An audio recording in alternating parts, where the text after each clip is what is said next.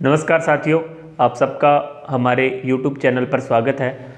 और आज बहुत ही महत्वपूर्ण विषय पर हम आपके साथ परिचर्चा कर रहे हैं। आज का जो हमारा विषय है वो है ग्रेड सेकंड 2023 में जो ग्रेड सेकंड आ रही है उसके लिए महत्वपूर्ण विषय है हमारा ग्रेड सेकंड का फर्स्ट पेपर प्रथम प्रश्न पत्र। प्रथम प्रश्न पत्र हम कैसे तैयार करें, इस विषय में आज हम संपूर्ण रणनीति आपके साथ साझा कर रहे हैं। संपूर्ण रणनीति का मतलब है एक सिलेबस से लेकर कोचिंग तक का पूरा सिलेक्शन तक का कंप्लीट जो आपका सफ़र है उस पर हम चर्चा करेंगे कि हमें इसके लिए क्या करना चाहिए, किस तरह कैसी कोचिंग ज्वाइन करनी चाहिए, कौन कौन सी बुक पढ़नी चाहिए, टेस्ट सीरीज कौन सी ज्वाइन करनी चाहिए, या जो भी संबंधित आपके सभी सवालों पर हम चर्चा करेंगे।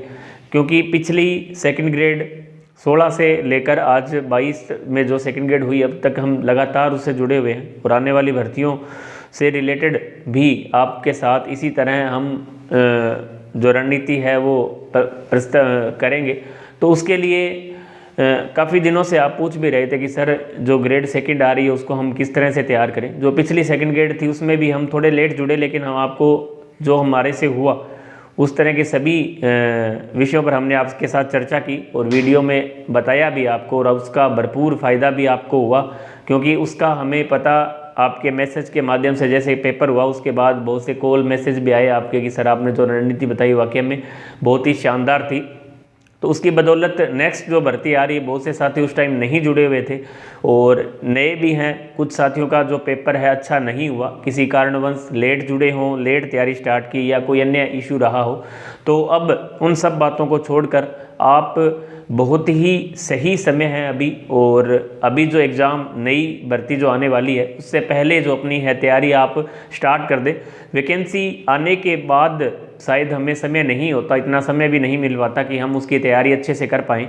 अभी हमारे पास काफ़ी समय है तो हमने ये सोचा कि वीडियो थोड़ा सा जल्दी बना दिया जाए ताकि अभी समय रहते आप सिलेबस को कवर कर लें। तो इसमें संपूर्ण रूप से हम चर्चा करेंगे और ये जो भी आपके साथी हैं जो इस भर्ती प्रक्रिया में सिलेक्ट भी हुए हैं, बहुत से ऐसे साथी हैं जिनके अच्छे मार्क्स हैं वो सिलेक्ट होंगे, और आपके छोटे भाई बहन जो भी तैयारी कर रहे हैं, आपके दोस्त, उन तक आप ये वीडियो शेयर करें ताकि हर एक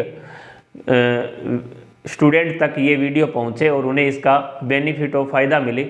और आज हम वीडियो की शुरुआत करने से पहले आपको एक बात बोलेंगे कि संपूर्ण रणनीति का मतलब है इसमें हम सिलेबस पर चर्चा करेंगे कि कौन कौन से पार्ट जो इसके हैं। ग्रेड सेकंड का जो प्रथम प्रश्न पत्र है, फर्स्ट पेपर है, उसमें कौन से पार्ट हैं और किस पार्ट के लिए आपको कौन सी बुक पढ़नी चाहिए, और करंट के लिए हमें कहाँ से कहाँ तक का मैटर पढ़ना होता है, साइकोलॉजी के लिए हमें कौन सी बुक पढ़नी चाहिए। इसके अलावा जो भी संपूर्ण रणनीति आपके सामने हम प्रस्तुत करेंगे, तो आप वीडियो को कम्प्लीटली देखें, पूरा देखें। तो मैं समझता हूँ ये वीडियो आप देख लेंगे तो आपको अन्य प्लेटफॉर्म की आवश्यकता नहीं होगी, ऐसा मैं आपसे वादा करता हूँ। आप लास्ट तक हम साथ बने रहें। तो हम वीडियो शुरुआत कर रहे हैं सिलेबस से लेकर, शुरुआत हमारी सिलेबस से होगी। जब भी आप तैयारी स्टार्ट करें ग्रेड सेकंड की, जैसे आप कल से ही तैयारी स्टार्ट करें, तो आपके पास सबसे पहले महत्वपूर्ण चीज़ है सिलेबस। सिलेबस की भी हार्ड कॉपी आपके पास होनी चाहिए। कि कई बार विद्यार्थी बोल देते हैं कि सर सिलेबस तो गाइड में दिया हुआ है। देखो, गाइड में दिया हुआ अलग है, आपके पास एक हार्ड कॉपी होती है, उसका बहुत बड़ा इफेक्ट होता है। जब भी आप पढ़ने बैठे तो आपके सामने सिलेबस होना चाहिए, उसका बहुत पॉजिटिव रिस्पॉन्स आपके पास रहेगा। जब आप भी किसी भी एग्ज़ाम, चाहे कोई भी एग्ज़ाम हो, ग्रेड सेकंड की हम हालांकि बात कर रहे हैं, तो आपके पास सिलेबस जिस भी पेपर की आप तैयारी कर रहे हैं और उनके सभी विद्यार्थियों के पास सबसे पहले सिलेबस की जो हार्ड कॉपी है वो होनी चाहिए। इस वीडियो में एक और कि सभी विद्यार्थियों के लिए महत्वपूर्ण है, चाहे वो ग्रेड सेकंड में किसी भी विषय से हो, एसएसटी हो, फर्स्ट पेपर, प्रथम प्रश्न पत्र सभी के लिए कॉमन है। साइंस, मैथ, कोई भी सब्जेक्ट हो, चाहे एसएसटी। कई बार ये भी शिकायत जाती है सर आप साइंस से संबंधित वीडियो बनाते हो, तो उन विद्यार्थियों की भी शायद आज शिकायत दूर होगी कि सर आप साइंस से संबंधित ही वीडियो बनाते हो। तो आज हम फर्स्ट पेपर पर चर्चा कर रहे हैं। तो सबसे पहले इसके जो पार्ट आप सुने, हम शुरुआत करें सिलेबस से, तो मुख्य रूप से इसे 8 पार्ट्स में इसको बांटा गया है। अब 8 पार्ट कौन कौन से हैं, सभी पार्ट अपने आप में महत्वपूर्ण है और हम इस पर भी चर्चा करेंगे भी किस पार्ट से ज़्यादा प्रश्न आने की संभावना रहती है। तो सबसे पहला पार्ट जो इसका है सिलेबस के अकॉर्डिंग राजस्थान की जियोग्राफी है, 2 नंबर पर है राजस्थान की हिस्ट्री, 3 नंबर पर है राजस्थान की कला और संस्कृति, चौथा जो इसका महत्वपूर्ण पार्ट है वो है राजस्थान की राज्य व्यवस्था, 5वां जो इसका महत्वपूर्ण पार्ट है वो है इंडिया की राजनीति विज्ञान, इंडिया की पोल साइंस, छठा जो इसका महत्वपूर्ण पार्ट है वो है इंडिया और वर्ल्ड की ज्योग्राफी, 7वां इसका महत्वपूर्ण पार्ट है राजस्थान का करंट जीके, 8वां इसका महत्वपूर्ण पार्ट है साइकोलॉजी जिसे शिक्षा मनोविज्ञान कहते हैं। तो ये 8 पार्ट हैं मुख्य, हालांकि इसमें 8 पार्ट का विवरण नहीं है सिलेबस में, लेकिन इसको आसानी से समझने के लिए मैंने इसको 8 भागों में बांटा है, हालांकि पार्ट इसके अलग अलग दिए हुए हैं। तो आप जब भी अपनी जो तैयारी स्टार्ट करें तो इसके लिए हमें सबसे पहले आपका यही सवाल रहता है कि सर हमें कोचिंग की आवश्यकता है या नहीं। देखो कोचिंग की मेरा जहाँ तक विचार है फर्स्ट पेपर के लिए आपको कोचिंग की आवश्यकता नहीं है। यदि आप पहला पेपर तैयार कर रहे हैं फिर भी आपको लगे नहीं सर हमें जीके हमने आज तक कभी भी नहीं पढ़ा, तो आप यूट्यूब के माध्यम से ऑनलाइन एक बैच ले सकते हैं, किसी भी कोचिंग से संबंधित हो, चाहे वो किसी भी कोचिंग का हो। उसके लिए आपको यूट्यूब पर डायरेक्ट सीधी क्लासें यदि मिल रही हैं, लगभग मिल जाती हैं, तो आप एक बार उनका सहारा ले सकते हैं ताकि आपको एक आइडिया हो जाए कि हाँ इस टॉपिक से इस तरह के प्रश्न आने हैं। जैसे राजस्थान की राज्य व्यवस्था है या इंडिया की पोल साइंस है, अब संविधान में किस तरह के प्रश्न पूछे जाते हैं उनके लिए हम आगे और भी चर्चा करेंगे। तो आप एक बार ऑनलाइन प्लेटफॉर्म के माध्यम से, क्यों उसका कारण ऑनलाइन ही हम क्यों बता रहे हैं, क्योंकि ऑफलाइन बैच में समय जो हमारा है वो ज़्यादा ख़राब होता है, क्लास में आना जाना और सिलेबस में भी काफ़ी टाइम लग जाता है, क्योंकि अभी वैकेंसी आई नहीं है। तो आने के बाद वो जहाँ भी जिस भी संस्थान से आप कोचिंग करेंगे तो वो भी समय रहते आराम से चलेंगे, जब तक वैकेंसी नहीं आ जाती है वो अपने हिसाब से करवाएंगे। तो आप उसकी बजाय ऑनलाइन यदि रिकॉर्डेड कोर्स मिले या फिर कोई भी यूट्यूब पर आपको वीडियो मिले, आपके साथी के पास हो या जो भी जिस तरह से भी आपकी व्यवस्था हो, आप एक बार ऑनलाइन उस टॉपिक जिस भी टॉपिक में आपको समस्या आ रही है, कई बार हम कुछ टॉपिक ऐसे भी हैं जो उनको सेल्फ कर सकते हैं। हालांकि जहाँ तक मेरा अनुमान है फर्स्ट पेपर के लिए आप खुद सेल्फ कर सकते हैं, और मैंने पिछले टाइम से देखा भी है कि वो विद्यार्थी अधिक सफल हुए हैं जिन्होंने सेल्फ स्टडी अच्छे से की है। सेल्फ स्टडी के विद्यार्थियों की संख्या सफलता के रेशो यदि हम देखें तो वो विद्यार्थी ज़्यादा सफल हुए हैं जिन्होंने सेल्फ स्टडी की है। जहाँ तक मेरा मानना है, ये आपको भी पता है, अभी जिन साथियों ने सेकंड ग्रेड का एग्ज़ाम दिया है उनको भी भली भांति पता है भी सेल्फ स्टडी कितनी कारगर सिद्ध हुई है। तो आप मेरे अनुमान के मुताबिक आप सेल्फ स्टडी करें, फिर भी आपको जिस टॉपिक में समस्या आ रही है तो आप उसके लिए कोचिंग का सहारा ले सकते हैं। उसके बाद दूसरी जो महत्वपूर्ण बात है कि हमें इसके लिए कौन कौन सी बुक्स पढ़नी चाहिए। अब सबसे जो कन्फ्यूज़न की स्थिति है वो यही है कि बाज़ार में आप देखोगे इतनी किताबें हैं कि हम पहचान ही नहीं पाते कि वास्तव में सही किताब कौन सी है। चयन करना बहुत मुश्किल होता है। कई बार आपने ये स्लोगन भी सुना होगा, यदि आपने सही किताब और सही कोचिंग का चयन कर लिया तो सफलता की आधी दूरी तो आपने पहले से ही तय कर लिया। ये बात बहुत ही सही और सटीक है कि आपने यदि किताबों का चयन सही किया है। अब किताब अपने आप में सभी सही होती हैं, कोई भी किताब खराब नहीं होती, लेकिन हमारी गलती ये रहती है कि हम चयन नहीं कर पाते हैं, हमारे में द्वंद्व रहता है। हम लगातार बहुत सी किताबों का ढेर अपने पास रखते हैं और जब एक दिन लक्ष्य की पढ़ते हैं, दूसरे दिन पैनोरमा की पढ़ते हैं, तीसरे दिन अन्य कोई बुक्स ले आते हैं। तो ये अपनी गलती है। हमें केवल एक ही बुक का चयन करना है। बुक का चयन करते समय आप थोड़ा सा ध्यान रखें कि वास्तव में ऐसी बुक जो उस सिलेबस को पर्टिकुलर सिलेबस पर हो और सिलेबस को पूर्ण करती हो, तो ऐसी कोई सी भी बुक का आप चयन कर सकते हैं। बार बार बुक पलटने से कोई अंकों में बढ़ोतरी नहीं होती है। एक बुक से भी बहुत अंक अधिक प्राप्त किए जा सकते हैं, ऐसा मेरा मानना है कि आप एक बुक को यदि काफ़ी बार पढ़ें, हालांकि ये बातें आपने बहुत से वीडियो में देखी होगी, आपके लिए भी कोई नई नहीं है, लेकिन जब हम तैयारी करते हैं उस टाइम इन बातों को भूल जाते हैं। और समय कई बार तो ऐसा देखता हूँ मैं कि एग्ज़ाम से 5 दिन 10 दिन पहले तक विद्यार्थी बुक को चेंज करते हैं कि नहीं सर ये बुक अच्छी नहीं है, हमें ये पढ़नी चाहिए। करंट के लिए खास तौर से करंट के विषय में बहुत सी बुक मार्केट में आती है जब एग्ज़ाम डेट नज़दीक होती है उस समय। तो आपको बुक के विषय में यदि हम बात करें तो आप कोई भी एक बुक संपूर्ण रूप से आप ले सकते हैं। इसके अलावा फिर भी आपको लग रहा है कि नहीं, हमें तो आप अलग अलग बुक से पढ़ना है। तो वैसे आपने भी काफ़ी वीडियो में, आपके साथी में बहुत से हमारे साथी उन्होंने बता भी रखी है। जैसे हिंदी ग्रंथ अकादमी की बुक्स चलती हैं, हिस्ट्री की अलग आती है, ज्योग्राफी की अलग आती है, पोल साइंस की अलग आती है, और इंडिया के लिए अलग है। तो इन सब बुक की तुलना में मेरा जहाँ तक अनुमान है, आप एक ही बुक का सहारा लें गाइड के रूप में, महत्वपूर्ण है। जहाँ तक पैनोरमा और लक्ष्य दोनों ही अच्छी बुक्स हैं, जहाँ तक मैंने इनको पढ़ा है, बहुत शानदार बुक है। सिलेबस पर आधारित आप उन बुक को ले आएँ और उनको समय रहते, जैसे अभी टाइम कई बार जैसे पैनोरमा की काफ़ी बड़ी बुक आती है, तो जब हम कई बार लेट लेके तैयारी जो अपनी लेट स्टार्ट करते हैं, 2-3 महीने में हम सोचते हैं भाई ये बुक कंप्लीट हो जाएगी, ऐसा संभव नहीं है। पहले पेपर को आपको हल्के में नहीं लेना है। अभी जो अपनी तैयारी स्टार्ट कर रहे हैं, केवल आप पहला पेपर स्टार्ट करें एक बार, उसके लिए लक्ष्य या पैनोरमा की संपूर्ण सिलेबस पर आधारित आप गाइड ले आएँ, और उसके अलावा एक आप सिलेबस पर ऑब्जेक्टिव बुक ले आएँ, जो भी आपको मार्केट में मिले, जिसमें टॉपिक वाइज जो सिलेबस में अपने टॉपिक हैं, ज्योग्राफी में, हिस्ट्री में, पोल साइंस में, उनको आप टॉपिक वाइज साथ साथ ऑब्जेक्टिव निकालते रहें, ताकि जो हमारा ऑब्जेक्टिव पोर्शन है वो साथ साथ तैयार हो जाए।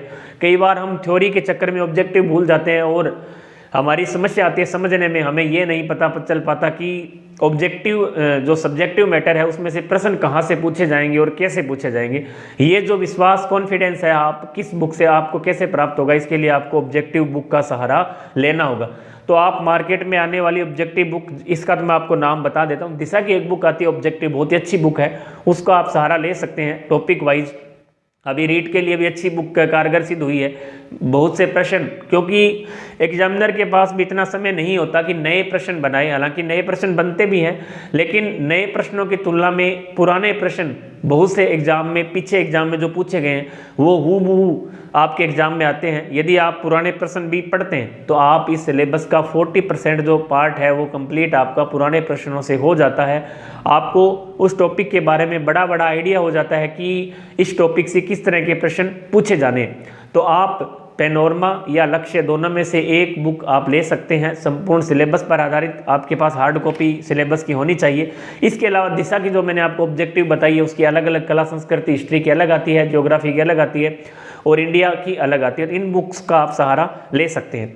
अब हम सिलेबस पर वापस बात करें तो सिलेबस में पार्ट कौन सा महत्वपूर्ण है, किस पार्ट को हम छोड़ें, किसको पढ़ें, तो ये भी सिलेबस भी काफ़ी बड़ा रहता है। तो इसमें भी हमें छंटनी करनी होती है, थोड़ा सा एग्जाम व्यू के हिसाब से अपने को देख के चलना होता है, जिसे स्मार्ट स्टडी बोलते हैं। क्योंकि सिलेबस काफ़ी बड़ा होता है, पूरा सिलेबस कवर करना मैं समझता हूँ संभव नहीं है, क्योंकि आपका सब्जेक्ट भी इसमें होता है। तो इसके लिए आप जब भी स्टार्ट करें, जैसे इंडिया ज्योग्राफी, राजस्थान की ज्योग्राफी का जो पहला पार्ट है, इसमें हमें पता है इसका जो पहला टॉपिक है फिजिकल फीचर एंड, मतलब राजस्थान का जो भौतिक प्रदेश है, राजस्थान का सामान्य परिचय। यहाँ से अरावली की चोटियाँ हर बार पूछी जाती है, आपको पता है यहाँ से प्रश्न आना है। दक्षिण अरावली, उत्तरी अरावली, मध्य अरावली, और जो भौतिक प्रदेश 4 भागों में बांटा, उनको आपको अच्छे से कवर करना है। उसके जो पीछे के टॉपिक हैं, प्रश्न दिए हुए हैं, उनको आप देखें और इस टॉपिक को आप कवर कर सकते हैं। इसी तरह जलवायु प्रदेश है, आपको पता है 2-3 डिवाइड मुख्य रूप से बांटा गया है, जिसमें कोपेन का वर्गीकरण है, इसके अलावा थॉर्नवेट का जो वर्गीकरण है, इसके अलावा एक तीसरा जो महत्वपूर्ण वर्गीकरण, हालांकि 2 ही, कोपेन और थॉर्नवेट का ही पूछा जाता है। तो आप इनको भी अच्छे से तैयार करें। जब आप पिछले पेपर आप हल करेंगे तो आपको पता चलेगा भी ऐसे टॉपिक भी है जहाँ से संभावना कम रहती है। जैसे इसमें लाइव स्टॉक है, पशु गणना है, यहाँ से डाटाबेस प्रश्न आते हैं। कृषि जनगणना है, यहाँ से भी डाटाबेस प्रश्न आते हैं। वन संपदा है, यहाँ से भी डाटाबेस प्रश्न आते हैं। तो ये ज्योग्राफी का जो कुल मिलाकर ज्योग्राफी की जो स्थिति है, राजस्थान ज्योग्राफी की, आपको पता होगा राजस्थान के पार्ट से 50 प्रश्न इस एग्जाम में पूछे जाते हैं, जिसमें से 40 प्रश्न तो राजस्थान की कला संस्कृति, हिस्ट्री, ज्योग्राफी और राजस्थान की पोल साइंस से, और 10 प्रश्न करंट जीके से पूछे जाते हैं। यदि आपका राजस्थान वाला पार्ट ज़्यादा मजबूत है तो आपके पेपर में आपको ज़्यादा मजबूती मिलेगी, क्योंकि वहाँ इंडिया और वर्ल्ड का जो पार्ट है समझता हूँ थोड़ा हार्ड है, उसकी तुलना में राजस्थान वाला जो पार्ट है वो ईजी है। तो आप जब भी इसको पढ़ें तो आप पिछले पेपर जरूर देखें। मैंने आपको एग्जाम्पल के लिए 2-3 टॉपिक बताए हैं। जब भी आप पढ़े तो आपको पता होगा कुछ ऐसे टॉपिक भी है जहाँ से प्रश्न कभी भी नहीं पूछे जाते, और पूछे जाते हैं तो भी आसान, और हम कई बार उन्हीं टॉपिकों का बार बार दोहरान करते हैं। टॉपिक पढ़ते समय इसमें एक आपको खास ध्यान में रखनी है, सेकंड ग्रेड का जो सिलेबस है दुनिया का सबसे आसान सिलेबस है, क्योंकि इसमें नाम तक दिए हुए हैं। जैसे मेवाड़ के राज सिंह, मारवाड़ के चंद्रसेन, उसको केवल आपको मारवाड़ में राठौड़ों में केवल आपको चंद्रसेन पढ़ना है। बीकानेर के राठौड़ उसमें केवल आपको राय सिंह पढ़ना है। आमेर के जो कछवा है, कछावा वंश है, उसमें केवल आपको मान सिंह पढ़ना है। नाम तक दे रखा है, बताओ इससे आसान सिलेबस कहाँ हो सकता है। बाकी आप थर्ड ग्रेड में अन्य सब्जेक्ट में आप देखेंगे तो वहाँ संपूर्ण राजवंश दे रखा है, लेकिन यहाँ आपको राजवंश में केवल नाम तक दे रखे हैं। यही अपनी गलती रहती है कि हम संपूर्ण राजवंश पूरा मेवाड़ आपको नहीं पढ़ना। मेवाड़ में केवल आपको जैसे सांगा का नाम दे रखा है, प्रताप का नाम दे रखा है, राज सिंह का नाम दे रखा है, ये चीज़ ही पढ़नी है। इसके अलावा आपको पूरा नहीं पढ़ना है। इसके अलावा इससे संबंधित जो साहित्य कृतियां हैं, आपका जो साहित्य का टॉपिक है वहाँ से भी लगभग इन्हीं राजाओं से संबंधित साहित्य, इनके साहित्यकार वगैरह हैं, साहित्य कृतियां हैं, वो पूछी जाती हैं। तो आप ये पढ़ते समय इनका जो साहित्यिक है वो भी अच्छे से तैयार करें।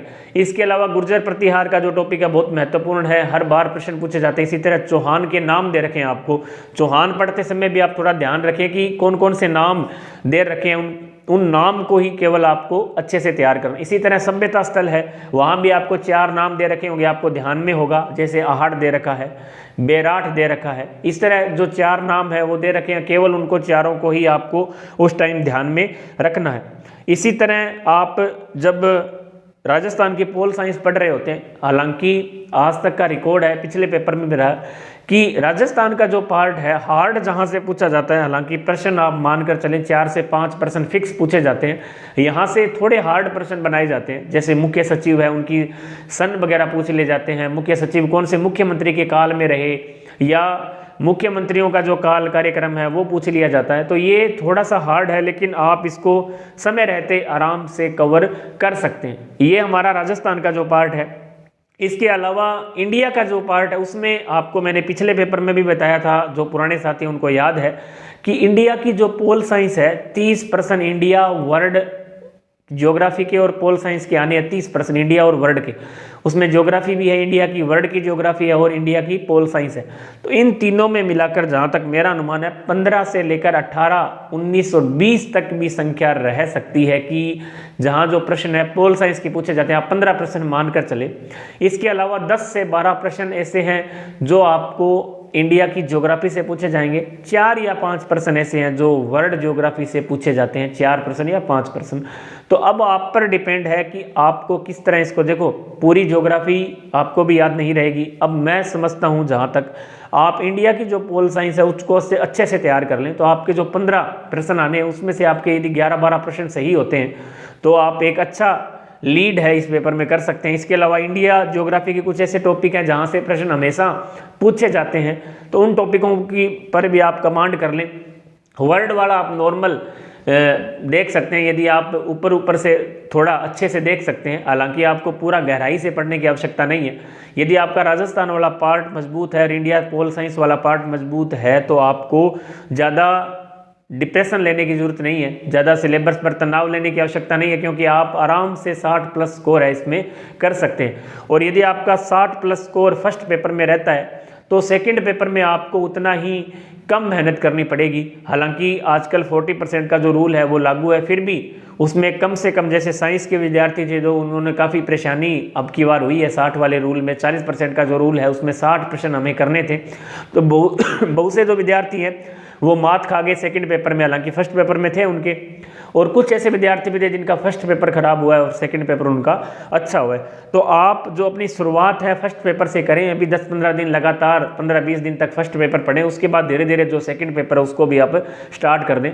तो फर्स्ट पेपर के मैंने आपको जो बताया, इसके अलावा साइकोलॉजी का जो पार्ट है उसके लिए आप कोई भी एक बुक चयन कर सकते हैं। हार्ड साइकोलॉजी नहीं रहती है। सेकंड ग्रेड की जो साइकोलॉजी इजी प्रश्न पूछे जाते हैं 20 प्रश्न में से एवरेज जो स्कोर है 17 से लेकर 20 तक का रहता है। 16, 17, 18 प्रश्न हर एक विद्यार्थी सही करता है। यदि आपने कोचिंग नहीं ले रखी है तो इसका साइकोलॉजी एक बार आप पढ़ सकते हैं, किसी भी ऑनलाइन प्लेटफॉर्म से आप एक बार कोचिंग लें। उसके बाद वंदना मैडम की भी साइकोलॉजी की बुक शानदार आती है। इसके अलावा एक ऑब्जेक्टिव बुक जिसमें पिछले वर्षों के जो बहुत से सभी प्रश्नों का जो आज तक प्रश्न पूछे गए उसकी भी एक बुक आती है ऑब्जेक्टिव, वो आप ले आई। उससे आप उसको, जैसे दिशा की बुक भी आती है, तो वहाँ आपको आइडिया हो जाएगा भी साइकोलॉजी के व्यक्तित्व में से किस तरह के प्रश्न पूछे जाते हैं, बुद्धि में से किस तरह के प्रश्न पूछे जाते हैं, विभिन्नताएं हैं उनमें से किस तरह के प्रश्न पूछे जाते हैं, व्यक्तित्व है, ये जो सिंपल टॉपिक है और आसान से प्रश्न पूछे जाते हैं, आप आसानी से इसको कवर कर सकते हैं। तो जीके में जो महत्वपूर्ण पार्ट है, मेरे अनुमान से आप राजस्थान जीके को अच्छे से कवर कर लें। और एक आपको ध्यान में रखना है, जब भी आप तैयारी स्टार्ट कर रहे हैं, बुक्स आपने देखी है काफ़ी, मेरे पास भी पड़ी हुई है। हालांकि मैंने जो इनको आपको नाम बताए हैं, केवल मैंने आपको 2 गाइड बताई है, उनमें से आप एक का चयन कर लें। ऑब्जेक्टिव बुक आप ले आएँ। इसके अलावा आपको कतई कुछ भी पढ़ने की आवश्यकता नहीं है, आप आराम से 60 प्लस स्कोर है उसमें कर लेंगे। तो हम जीके की बात कर रहे थे कि इसमें एक जो पार्ट है कि करंट वाला जो पार्ट, इसकी एक बात करें एक बार पुनः, करंट का जो पार्ट है वो कहाँ से करें। अब की बार भी विद्यार्थी काफ़ी तनाव में रहे, लास्ट तक बुक बदलते रहे, लेकिन करंट के लिए जहाँ तक मेरा अनुमान है, जब भी वैकेंसी नोटिफिकेशन जारी हो जाए, जैसे अप्रैल में नोटिफिकेशन जारी होता है, उसी समय से आप साथ साथ इंडिया की जो क्रोनोलॉजी है, इंडिया क्रोनोलॉजी मतलब ऑल ओवर क्रोनोलॉजी आती है, उसको आप उसी टाइम मंथ बाय मंथ खरीदते रहें और उसको पढ़ते रहें। केवल उसमें से आप साथ साथ इसके शॉर्ट नोट्स आप तैयार कर लें, करंट के रजिस्टर डाल लें, और जो राजस्थान वाला पार्ट है उसको आप अच्छे से कवर कर लें। जब तक आपका एग्जाम होता है, जैसे आप मई में वैकेंसी आती है या अप्रैल में वैकेंसी आती है, तो आप अक्टूबर में मान लो एग्जाम है, तो आप वहाँ तक की क्रोनोलॉजी भी आप अच्छे से कवर कर लेते हैं, तो मैं समझता हूँ करंट आपका गलत नहीं होगा। और लास्ट टाइम में जब आपका एग्ज़ाम बिल्कुल नज़दीक हो, तो आप पूर्ण सिलेबस पर मार्केट में आई कोई भी एक बुक का सहारा ले सकते हैं, ताकि आपका जो रिवीजन है वो अच्छे से हो जाए। तो इसके अलावा मुझे बताने की आवश्यकता नहीं है, जरूरत भी नहीं है आपको कि कोई करंट से संबंधित कोई बड़ा इशू नहीं है, आप केवल क्रोनोलॉजी भी तैयार कर लेते हैं तो आपका कंप्लीट काम चल जाएगा। इसके अलावा हम बात करें कि सबसे ज़्यादा तनाव हमें कब होता है, हमारा जब एग्ज़ाम नज़दीक होता है, उस टाइम हम इतने डिप्रेशन में रहते हैं कि फर्स्ट पेपर और सेकंड पेपर दोनों को तैयार करना होता है, और बुक हमारे सामने, जैसे लक्ष्य की बुक भी काफ़ी बड़ी है और पैनोरमा की भी काफ़ी बड़ी है, उस समय हमें रिवीजन की थोड़ी समस्या आती है। तो आप इससे निपटारा पाने के लिए, से छुटकारा पाने के लिए, आप शुरू से ही जब आप आज जैसे तैयारी स्टार्ट कर रहे हैं, तो अपने जो शॉर्ट नोट्स हैं वो आप ज़रूर तैयार करें। बहुत से साथियों ने पिछले एग्जाम में भी शॉर्ट नोट्स बनाए थे और अच्छे कारगर सिद्ध हुए हैं। कारण है उसका कि लास्ट टाइम में हम पूरी बुक का रिवाइज, जैसे 10 दिन में हमें सिलेबस का रिवीजन करना है, आप पढ़ लेंगे, लेकिन रिवाइज करते समय आपके जो शॉर्ट नोट्स हैं, जैसे आप चौहान पढ़ रहे हैं, तो आपको पता है चौहान में जो भी शासक आ रहे हैं, जैसे अजमेर के चौहान है, आप शॉर्ट में लिख लें, उस बुक में भी एक एक लाइन हर एक चौहान वंश की इंपॉर्टेंट, जैसे कोई शासक है तो उसको आप शॉर्ट में लिख सकते हैं। हमें पता है पूरा चौहान इंपॉर्टेंट नहीं है, जो पिछले एग्जाम में पूछे गए प्रश्न है उसी अनुसार आप शॉर्ट नोट्स भी आसानी से तैयार कर सकते हैं। और मैं तो आपको एक बात बोलूँगा कि आप जब सेल्फ तैयारी कर रहे हैं, कोचिंग नहीं कर रहे हैं, तो आप जब भी पढ़ें या ऑनलाइन क्लास लें, तो उस समय अभी से अपनी एक रजिस्टर डालें जीके के लिए, राजस्थान जीके और इंडिया जीके के लिए, और आप पढ़ते समय जो शॉर्ट नोट्स हैं, जब आप पढ़ते हैं तो आपको आइडिया होगा कि इस टॉपिक से इस तरह के प्रश्न पूछे जा रहे हैं, तो वहाँ तक अपने जो शॉर्ट नोट्स हैं वो तैयार कर लें, ताकि एग्जाम में जब 15 दिन बचें उस समय आप उन शॉर्ट नोट्स से अपना जो रिवीजन है कर सकते हैं। नहीं, कई बार समस्या आती है, लास्ट में हम डिप्रेशन में आ जाते हैं, इतना बड़ा सिलेबस है हम कैसे कवर करेंगे, और लास्ट में ये होता है कि हम बुक बिल्कुल छोड़ देते हैं, हमारा पढ़ने का मन भी नहीं करता क्योंकि इतना बड़ा सिलेबस अब तो हमसे नहीं होगा, चलो छोड़ो। तो ऐसी कंडीशन से बचने के लिए आप अपने जो शॉर्ट नोट्स हैं वो जरूर तैयार करें, ताकि अंतिम समय में हमें समस्या ना आए। करंट को आप साथ साथ लेकर चलें। जब भी आप करंट, अभी वैकेंसी के तुरंत बाद, नोटिफिकेशन जारी होने के तुरंत बाद की क्रोनोलॉजी आप स्टार्ट कर दें साथ साथ पढ़ने के लिए। तो फर्स्ट पेपर में मैं समझता हूँ आप आराम से 60 प्लस है जो स्कोर आराम से कर लेंगे, और यदि आपका 60 प्लस स्कोर फर्स्ट पेपर में है तो आपको फर्स्ट पेपर में फेल करने वाला कोई भी नहीं है। बाकी पेपर किस तरह का आता है, यदि पेपर हार्ड आ रहा है तो आपको पता है उसकी मेरिट भी उतनी कम रहेगी, यदि पेपर का लेवल थोड़ा इजी है तो उसकी मेरिट थोड़ी ज़्यादा रहेगी। तो बुक से संबंधित हमारी बात हो चुकी है। सिलेबस पर हम आपसे चर्चा कर चुके हैं। इसके अलावा हम बात करें कि कोचिंग की हम आपसे बात कर चुके हैं कि हमें कोचिंग की आवश्यकता है या नहीं। कोचिंग के लिए केवल आपको यदि लग रहा है, जो पुराने विद्यार्थी हैं, एक बात बार बार आपको कोचिंग नहीं करनी है। जो विद्यार्थी एक बार कोचिंग कर चुके हैं उन्हें दोबारा किसी से कोचिंग की आवश्यकता नहीं है, क्योंकि कोचिंग में से केवल वही चीज़ें आपको बार बार बताई जाती है। आप भी समझते हैं, क्योंकि पढ़ाने वाला जो व्यक्ति है वो कोई नई चीज़ नहीं लेके आएगा। इस जीके के लिए उसके पास नया नहीं होगा, क्योंकि जो जीके वो हम पढ़ते आ रहे हैं वही जीके है, वही आपको दोबारा बताएंगे। एक बार यदि आपका जीके तैयार है तो आप आराम से उसको रिवीजन है उसका आपको करना होता है, तो आपको बार बार कोचिंग की आवश्यकता नहीं है। जो विद्यार्थी बिल्कुल नए हैं, नहीं सर हमें तो कोचिंग के बिना होगा ही नहीं, तो आप एक बार किसी भी ऑनलाइन प्लेटफॉर्म का सहारा ले सकते हैं। ऑफलाइन की तुलना में एक तो सस्ता भी रहेगा, समय की बर्बादी है जो नहीं होगी, और जल्दी कवर होगा। तो ये इन तीनों चीज़ें आपको इसमें मिलेगी, तो आप इसको ऑनलाइन प्लेटफॉर्म के माध्यम से तैयार कर सकते हैं। इसके अलावा हम ऑब्जेक्टिव पर आपके साथ बात कर चुके हैं। अब लास्ट एक बात है कि टेस्ट सीरीज का क्या रोल रहता है। टेस्ट का मतलब है कि जब भी आप एग्ज़ाम की तैयारी कर रहे हैं, आपका सिलेबस कंप्लीट हो गया है, सिलेबस होने के बाद टेस्ट का मतलब होता है कि हमारा जो पढ़ा हुआ है उसका रिवीजन हो जाए। एक अच्छी टेस्ट सीरीज जो भी राजस्थान में कहीं भी चल रही हो, केवल ऐसे सिलेबस पर आधारित और वास्तव में हमें लगे भी हाँ टॉपिक से जुड़ी हुई है, और जो टेस्ट सीरीज जो भी संस्था दे रही है, तो एक अच्छी संस्था से आप टेस्ट सीरीज जरूर ऑफलाइन संभव हो तो ऑफलाइन ज्वाइन करें, अन्यथा यदि संभव नहीं हो पा रहा है तो आप ऑनलाइन टेस्ट दे सकते हैं, ताकि हमारा एक आइडिया हो जाए। और कई बार हमने पिछले जैसे टेस्ट सीरीज में देखा है कि बहुत से विद्यार्थी टेस्ट के कारण डिप्रेशन की स्थिति में आए थे कि सर टेस्ट देने से हमारे तो मार्क्स कम आ रहे हैं, और हम कि हमारे तो सर तैयारी भी नहीं है, इसका मतलब नंबर कम आ रहे हैं। देखो, नंबर कम आने का मतलब है कि आपकी कमी है कहीं ना कहीं, आपको वो समय रहते आपको पता चल रही है। मान लो आपने टेस्ट नहीं दिए और आप डायरेक्ट एग्जाम में बैठे, तो आपको कमी बताने वाला वहाँ कोई भी नहीं होगा। ये हमें समय रहते टेस्ट आप दे रहे हैं तो आपको पता है कि इस तरह के प्रश्न वहाँ पूछे जाएंगे, और हमें समय रहते उसका पता चल जाएगा भी हाँ हम उसमें गलती में सुधार कर लेंगे। यदि आप टेस्ट नहीं दे रहे हैं, डायरेक्ट एग्जाम में बैठेंगे, तो आपको गलती सुधारने का जो मौका है वो नहीं मिलेगा। वो आप पर निर्भर है कि जो अच्छी पीछे का आप रिजल्ट देख लें भी, किस टेस्ट सीरीज का जो रिजल्ट अच्छा रहा है वो आप ज्वाइन कर सकते हैं।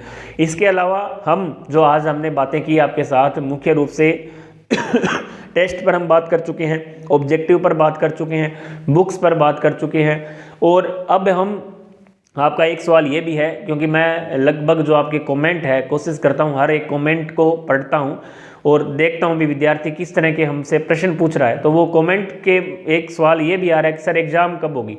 देखो, एग्ज़ाम चाहे कब भी हो, आपका लक्ष्य निर्धारित होना चाहिए। आपको पता होना चाहिए कि एग्ज़ाम आप एक टारगेट बना लें। जैसे मैं आपको बता देता हूं कि आप अपना एक अक्टूबर तक टारगेट बनाकर चलें कि एग्ज़ाम अक्टूबर में है, चाहे आरपीएससी एग्ज़ाम करवाए नहीं करवाए।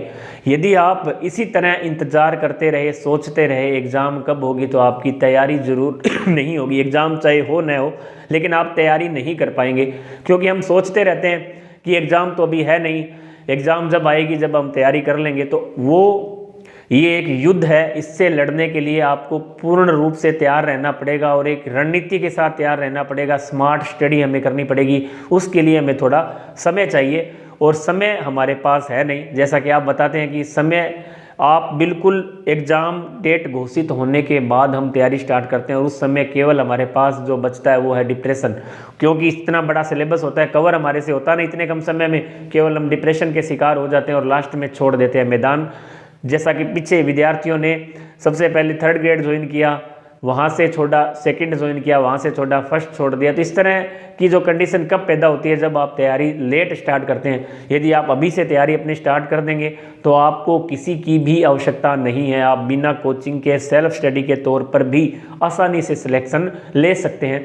तो आज हमने खूब चर्चा की है फर्स्ट पेपर के ऊपर। तो मैं समझता हूँ फर्स्ट पेपर में आपको दिक्कत कहीं भी आने की संभावना नहीं है यदि आप इसी तरीके से जो अपनी तैयारी है स्टार्ट करेंगे तो, क्योंकि हमने हमारे अनुभव स्टार्ट किए, हमारे अनुभव है आपके साथ साझा किए हैं। जिस समय हमने तैयारी की थी पिछले 16 वाली में, 18 वाली में, तो इसी तरह यही जो हमें तो बताने वाला भी कोई नहीं था। आपको तो बहुत से प्लेटफॉर्म, अब ऑनलाइन प्लेटफॉर्म आपको उपलब्ध हैं। यदि आप सिलेबस पर देखें, बहुत से साधन हैं। आज समय के अनुकूल बहुत से साधन आपको ऑनलाइन प्लेटफॉर्म भी मिल रहे हैं। बताने वाले भी बहुत से साथी हैं हमारे, आपको बता भी रहे हैं, समय समय पर आपको मोटिवेट भी करते हैं और समय समय पर आपको जागरूक करते हैं भी आपको करंट के लिए, जीके के लिए, सब्जेक्ट के लिए किस तरह की बुक्स पढ़नी है। तो ये सभी सब्जेक्ट के लिए इम्पोर्टेंट है जो साथी आगे आने वाली भर्ती में ग्रेड 2 की तैयारी कर रहे हैं। तो आगे हम नेक्स्ट फिर कभी भी आगे भी चर्चा करेंगे आपके साथ पुनः वैकेंसी आने के बाद।